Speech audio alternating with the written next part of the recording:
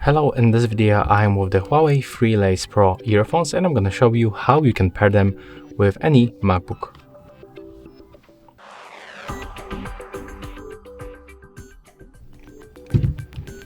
So first of all, you need to find the power button. It's located next to the volume up button, right here.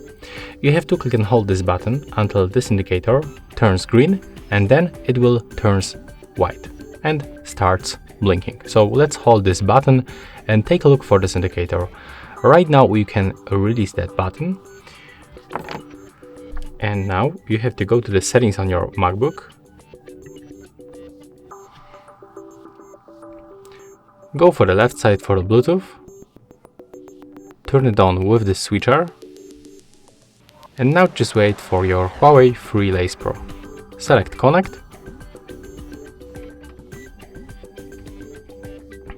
As you can see, we are finally connected, and at the end I will recommend you to move to the sound settings and take a look for the output and the input settings. Just be sure that our headphones are selected.